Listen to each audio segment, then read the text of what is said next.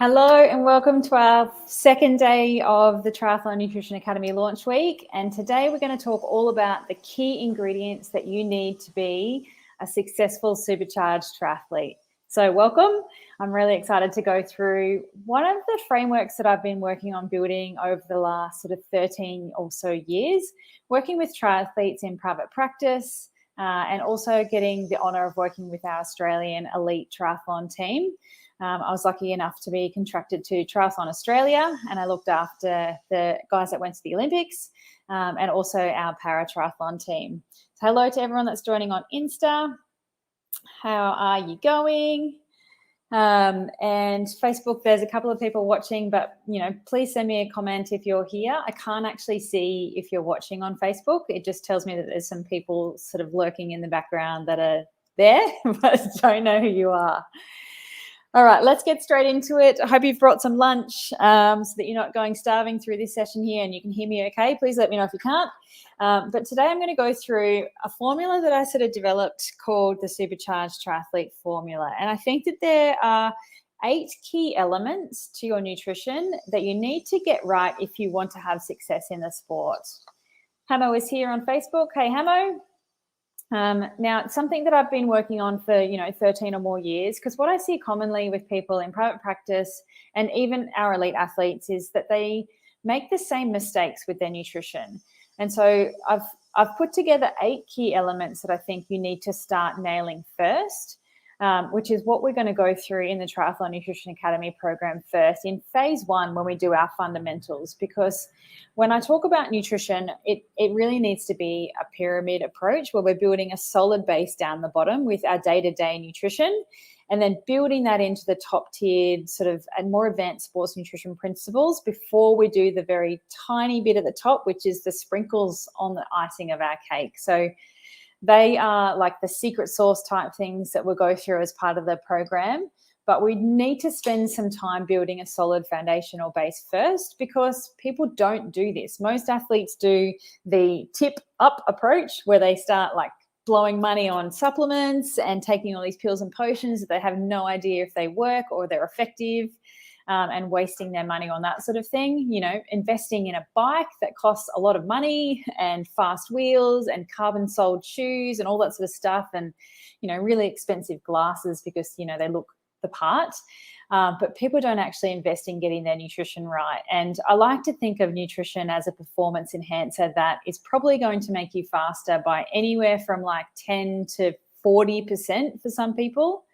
Whereas the sprinkles on the top of our little cake up here, our pyramid, they might make you maybe 1% faster if we're talking about supplements or sprinkles that are actually effective anyway. So I think we need to take a step back from all the shiny objects and actually work on our nutrition, which, hey, is not that sexy sometimes.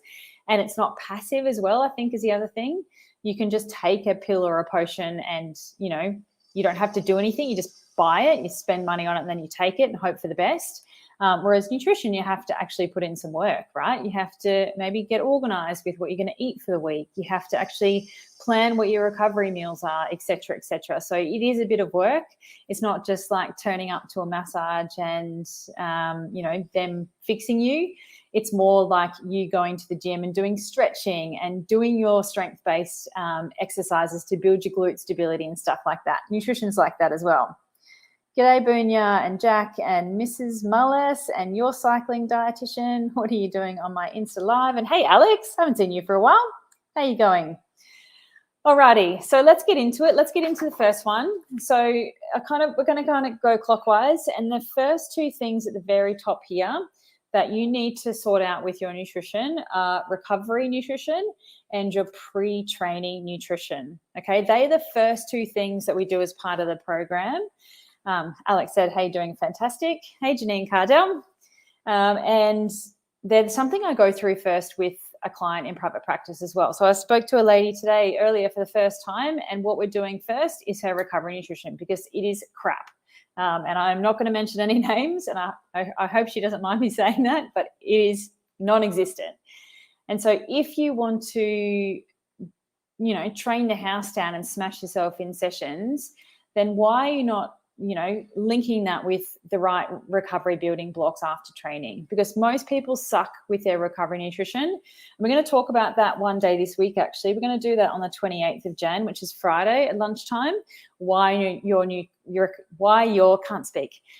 recovery nutrition sucks. We're going to go through into recovery a bit more detail on Friday. So if you are sitting there thinking, hey, my recovery nutrition sucks, then we'll go through that in more detail.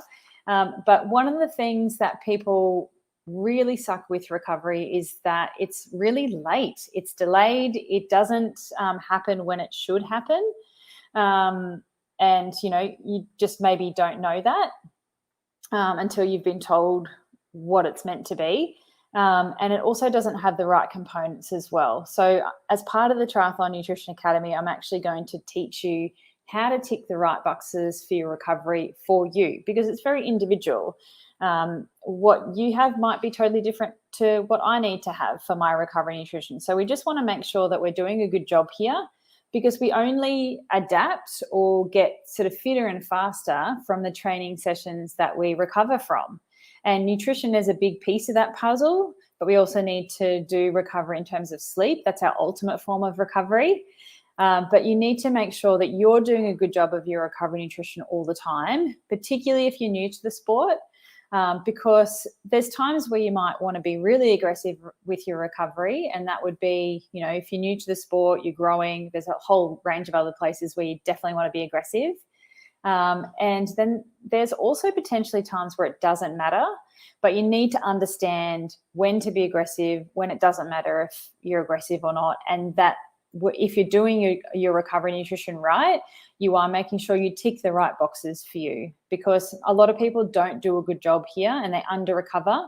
So if you end up feeling quite tired in the afternoons, or like around sort of 3 o'clock, you feel like you need a nap, or you're starting to look for like the lollies or the cookie jar or something because you really just need a bit of a sweet pick-me-up, then chances are what you're doing with your recovery nutrition is not great. It's one of the first things that I'll tackle if someone feels like that, is making sure that they're ticking the right boxes for their recovery nutrition. Okay, so we'll talk a bit more about that in more detail on Friday, but that is one of the first things that we go through as part of the Triathlon Nutrition Academy, and make sure you have a plan for your recovery nutrition and you understand exactly what you need and when, because we're only going to get fitter and faster from the sessions we recover from. And that you smash yourself at training, right? So why would you waste your time doing training if you weren't doing a good job with your recovery as well? Makes no sense. But anyway, moving on. So the next one that you need to kind of get your handle on is what you do with your pre-training nutrition as a triathlete. Now, when you've got to balance 3 disciplines, you've got to swim and run and ride in a week, and also hopefully potentially doing some strength, We'll talk about that on the podcast at another point. I'm going to get a strength and conditioning coach on. Hey, Andy Moran, how are you? But pre-training nutrition is something you need to have a strategy for as well. So most people just either don't eat before training right across the week, or eat the same things when they do eat when it comes to pre-training nutrition. And so I need you to understand what you're doing and why. Okay, if you're fasting, why are you fasting, and what sort of sessions do you need to fast for, or should you fast for, or should you fast? And then you also need to understand, if you're fueling, are you getting enough here? So a lot of people will have like half a banana, for instance, or, grab a piece of toast as they're running out the door, a muesli bar or something, but is that enough for you? Because once we turn on that switch to burn carbohydrate as a fuel source, it's like, okay, carbohydrate's in our mouth and now we're utilizing carbohydrate. Have you given yourself enough to get the benefit of using carbs as a fuel? And hey, most people kind of dabble in this middle ground where they're not really pre-fueling and they're also not fasting and they just have no idea what they're doing. So we're going to go through exactly what you need for you and understand what sort of sessions you should be fueling and what sort of sessions you might want to fast potentially, as part of the Triathlon Nutrition Academy program. And that's the first 2 things that we're covering as part of the program. And it's the first things I cover with the client in practice as well, to make sure that we're really doing a good job here, because what we do around our training sessions is where you're going to get the best bang for your buck out of your sessions. Because you spend hours training, you need to kind of align that with the right nutrition to support it as well. Because then you're going to feel amazing. You have so much energy. You're going to feel like Nicole, who can now do double session days. She couldn't do those before because she's figured out what she needs to do around her training sessions. And she's really kind of dialed that in for herself. So that is awesome for somebody that's trying to prepare for 70.3 later on down the track. All right. Now, the next point along our little formula here is periodization. Now, periodization is like I guess a scientific term, and you might understand what it means in terms of training periodization. We talk about having a periodized approach to our training. So we're not doing hard sessions all the time, and we're not doing just easy aerobic sessions all the time. We have an on-season and an off-season. We have lighter recovery weeks. So when it comes to training periodization, most people kind of understand that there's a flow to what they do with their training, but most triathletes eat the same all the time. Monday to Friday, when you've got structure in your week, whether that's work or uni or school or whatever it is you're doing, you have the same sort of set approach to your nutrition. You know, breakfast might be similar, lunch is generally quite the same, and dinner might have a bit of fluctuations with the type of food it is, but it's generally the same sort of things anyway. You know, and if you're not that great in the kitchen, or you hate meal prepping and cooking and stuff, you might have a few meals that are your go-tos that you just throw on rotation. So most triathletes don't train the same every day, right? Like, not like gym athletes where they'll go and either do a session or not a session. Or who else can I think of as a good example? I find gym's a good one because they're quite the same. Or even like a runner, right? Runners only run maybe 5 days a week maximum. They've got running days and not running days. They've got long runs, short, intense runs. Their training has a bit of flow to it, but nowhere near as a triathlete who's got to balance 3 disciplines, because you'll have lighter days, right? You'll have days where you might just go and do a swim. And, you know, for you, that might feel quite hard, but swimming is a lower calorie burning sport or discipline compared to going and doing really hard interval fartlek style run, or a track interval run, or hills. That's a quite high intensity, high calorie burn session. So you want to be fueling sessions like that different to an easy recovery swim. So lighter days, your food needs to flow differently. To a double session hard day, your food needs to look different. And then when we start doing longer stuff, maybe on the weekends when we've got more time, we're starting to do 2, 3, 4, 6-hour rides for Ironman athletes. You need to eat totally different on a day like that compared to, say, your Monday lighter rest day where you might just have an easy swim, or a 45-minute easy aerobic recovery run. So you need to understand how your training works to then interlace and match that with what your nutrition needs to look like as well. So periodization is the term for that, where you shouldn't eat the same thing each day. Okay, you need to understand, hey, Johnny O'Leary and Trace, you need to understand how to scale your nutrition up for harder days and scale it back down for lighter days. And that is a mad skill. Not many people know how to do that. And don't be guided by your appetite here, because usually on hard, high-intensity days, your appetite gets blunt a bit, because exercise does blunt our appetite, the high-intensity stuff. And then a lighter rest day where you're suddenly like, oh, my God, I'm just ravenous. They're the days you need some strategies to manage your food so we don't have lots of snack accidents, because your calorie burn on that day is totally different to the day before. So it's just understanding what your week looks like, and we're going to pair nutrition with that as part of the Triathlon Nutrition Academy, so that you know exactly what to eat on light days, you know exactly what to eat on our double session days or moderate days or whatever you want to call it, and you know exactly what to eat on our really hard double session days or our long days as well. So you've got some strategy to what your days look like, because if you're somebody that just absolutely falls into the heap come Friday, and you just don't know how you're going to get through your weekend sessions, or you can't put yourself off the couch after long training sessions or those big days and you're just wiped and you're sitting on Netflix eating popcorn, then you don't have your nutrition scaled properly for those days. And it's an easy fix. You just need to know how to do it. And I'm going to teach you exactly how to do that. All right.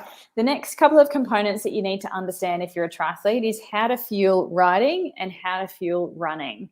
So you want to have some sort of structure to what you eat on long rides and also what you do in long runs. Now, this might vary depending on where you are in your season, like whether you're ramping into race season. Do you need to be doing your race nutrition practice here? Or is this a time in the off season where we can eat a bit differently to support our off season gains here as well? Because abs are made in the off season, right? So we're going to go through as part of the academy actually what you need to do for long rides and some structure around what to do for the shorter stuff versus the really, really long Ironman style stuff, as well as running. So teaching you to eat on your feet, because a lot of triathletes don't know how to eat on their feet or don't like to eat on their feet or don't tolerate eating on your feet. But let me tell you that your gut is super trainable. So whatever you can't do now, give me some time and we'll be able to fix it, because your gut is so adaptable. You just need to give it some stimulus. But you need to understand like what your needs are for fueling long rides. And we're going to go through long rides in a bit more detail tomorrow. Tomorrow's a public holiday, so I thought we'd tackle long ride nutrition tomorrow, because you're probably going to go out for a long ride, which would be nice and social. But come and join me at midday tomorrow and we'll talk about how to not bonk on long rides so that you understand how to fuel them properly, because a lot of people don't fuel as well as they should because, I don't know, maybe they just don't feel like they need it. You may not be hungry. And, you know, it's not until you get into a hole where you're just absolutely wrecked and you're starving and you feel dehydrated that you're like, oh, crap, I probably should have eaten something, and you start smashing food. By then it's too late. You can peel yourself out of a hole to get yourself home, but are you really getting the advantage of pushing through the back end of long sessions where you do get those metabolic adaptations, right? That's where you're going to get fitter and faster if you're feeling good in the back end of training. That's not going to happen if you've lost your glycogen and you're dehydrated and you're in a hole and you're trying to scrape yourself off the pavement or suck on a wheel to get yourself home unscathed. Hey, Bree Silk, how you doing? All right, so that's the next kind of piece of the puzzle when it comes to triathlon, is understanding what you need to be doing in your training sessions and whether that is fueling or not and what that looks like for you, because it's very individual depending on what your goals are. But you shouldn't just have a blanket approach plan for everything all the time, or pull a carbohydrate per hour grams amount off the internet. The number of times I've seen that failed dismally is like, I wish I had $1 for every time that had happened. Most people either underfuel or overfuel and then vomit or have, you know, other issues gastrointestinally that could so easily be fixed by understanding what you need for you. All right. The last couple we've got over here is supplements. So right back to the start where I talked about how we need to build a solid foundation with our nutrition. Our supplements are the sprinkles on the icing of the cake, or the top end of this little pyramid here. So there are supplements that are safe and beneficial and effective, like they actually do something. So your money is, you know, well spent by using these supplements. But you need to understand which ones they are and how to use them appropriately for you. Once you've done all of the rest of these Supercharged Triathlete framework, all of that needs to happen first before you start playing with the sprinkles on the top of your cake, because these are our, you know, 1%ers. It doesn't necessarily, it's not going to work necessarily unless you've got some of the foundations in place. So if we look at our elite triathletes, at a certain developmental point or, you know, results point, they aren't actually allowed to use certain supplements until they can show consistent race results that they can start to layer in the tip of the pyramid here. So age groupers tend to just do this and go supplements first. Let's do all the things. Here's my money, give me all the things, and I'm just going to take it and hope that this makes me a better athlete. Let me tell you, it's not going to make you a better athlete until you've done the foundational work first. So as part of the academy, I'm going to teach you the supplements that you can have a look at and when they might be useful and how to use them so that you're getting an evidence-based approach to taking supplements and things that actually do something as well. All right, and then the last piece of the puzzle that I think you need to understand is your hydration. Now, you need to understand how much you sweat and for some people, like Ironman athletes, need to understand what their sweat componentry is, like how much sodium's in it. But if you're doing shorter course stuff, you don't necessarily need to understand that unless you're having issues. So you need to find somewhere that can do a sweat test for you. Shameless plug, we do sweat testing, but side note. But you need to understand your general hydration needs. So what sort of sweater are you? Are you a heavy sweater? Are you not much of a sweater? Because that'll help dictate how much you need to drink in sessions so that you're not getting so dehydrated that your performance is getting affected. Now, like rough number, performance starts getting affected at 2% body weight. So Hamo, I know you're online. I'm going to pick on you. You're on Facebook over here. Hamo's a really heavy sweater. He sweats like 3.5 liters an hour running. Just insane.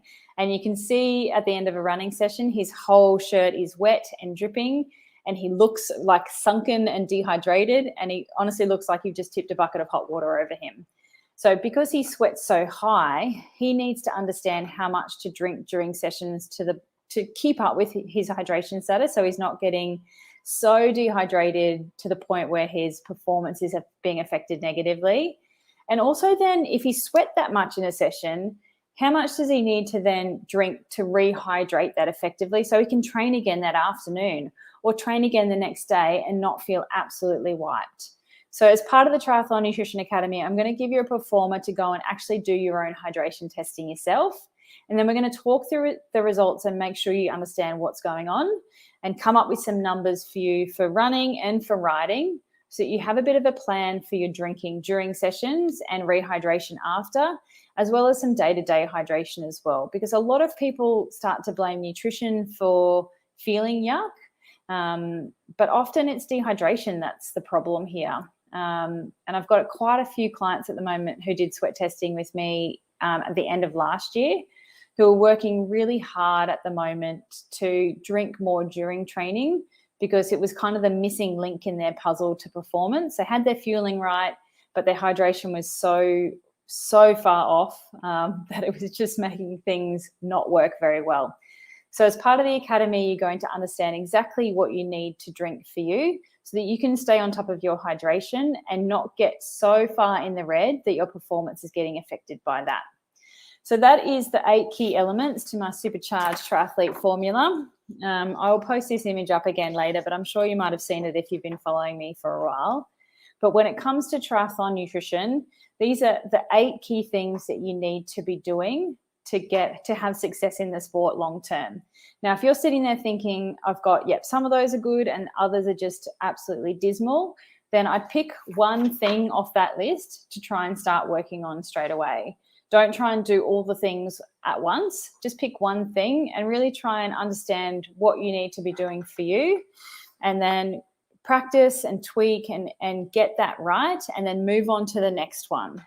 So if you need a framework and you need to understand what you need to do for you, then you need to come and join us inside the Triathlon Nutrition Academy while doors are open. They are open until next Monday, the 31st at 6 p.m. Australian Eastern Standard Time. So that's Brisbane time. And if you want to go and read about it more and check it out, you need to head to dietitianapproved.com/academy, or you can grab the link from my bio and Insta, and on Facebook you should be able to find it there as well. So I hope that's really helped. Thank you so much for joining me live. And hey, if you're watching the replay and you've got any questions, just drop them in the comment section and I'll be able to catch those later. But I've got to fly. I'm right in the middle of a back-to-back clinic. I haven't had lunch yet, so I've got to quickly smash that. And guys, I will see you tomorrow at 12, where we're going to do some long ride nutrition. If you haven't registered for the webinar yet, that's on Thursday. You need to head to dietitianapproved.com/webinar, or you can grab the link in my bio for that as well. And in that webinar, we are going to cover off exactly like all about periodization. So why you shouldn't be eating the same thing each day and what to do instead. Hamo said, thanks for the stitch up on Facebook. You're welcome, Hamo. Hey, you're the only one talking to me on Facebook. If there's anyone online that has any questions, pop them in now. Otherwise, I'm going to jump off and have a quick lunch before getting back to clinic. Hello, Happy Project. All right, thank you so much for joining me, and I will see you tomorrow at 12.